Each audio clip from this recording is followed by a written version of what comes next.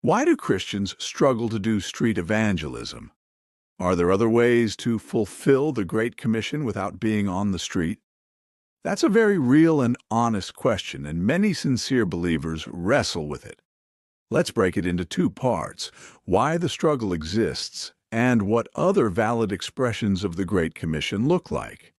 Why many Christians struggle with street evangelism. Street evangelism, going out publicly to preach or share the gospel, sounds bold in theory, but in practice, several barriers show up. 1.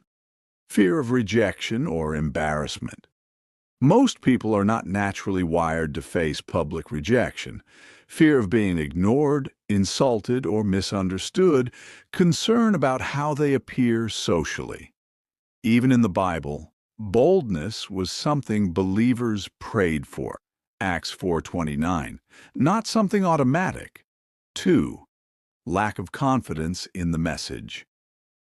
Some believers feel, what if I can't answer their questions? What if I say something wrong?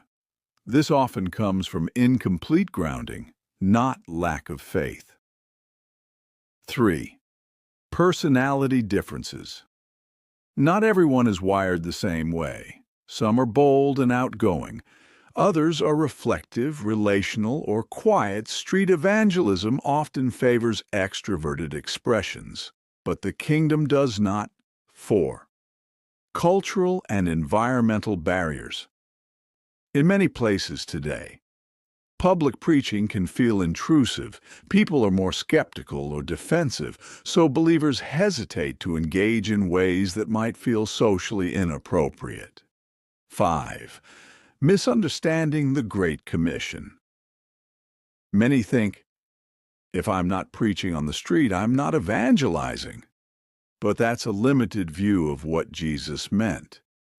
What did Jesus actually command?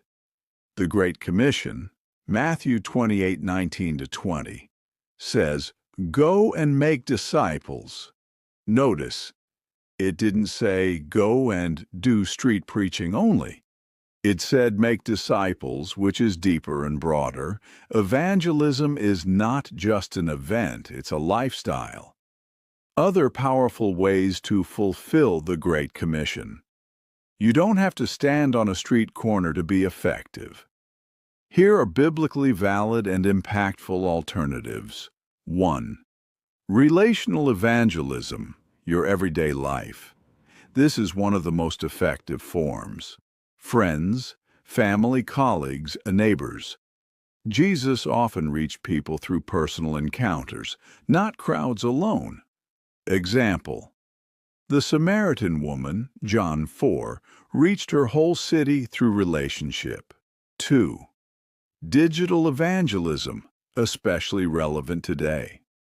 This is where you are already leaning, and it's powerful. Social media teaching, short videos, reels, or posts, WhatsApp/Telegram communities, YouTube messages. You can reach thousands without leaving your room. And importantly, digital space is today's marketplace. 3. Lifestyle witness, living the gospel. Your life can preach louder than words. Integrity at work, love in difficult situations, peace under pressure. People often ask questions when they see something different. 4. Teaching and discipleship platforms, creating structured learning spaces, Bible study groups, like your Telegram idea, courses or teaching series, mentorship relationships. This fulfills the make disciples part deeply, not just conversion. 5. Creative evangelism using your gifts. Writing music, graphics, storytelling. The gospel can be carried through creativity in ways street preaching cannot. 6. Prayer as evangelism, partnership. Some plant, some water, 1 Corinthians 3:6.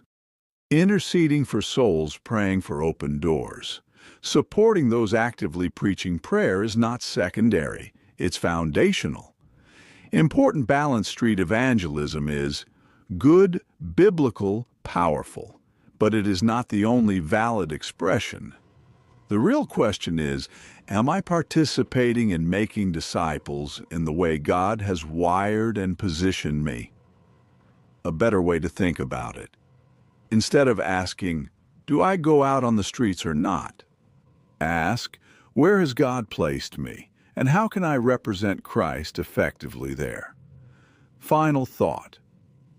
The Great Commission is not about method, it's about mission. Some are called to streets, screens, small groups. One-on-one conversations. All are valid if Christ is being made known. Please share this video with others to encourage a lifestyle of evangelism. Thank you.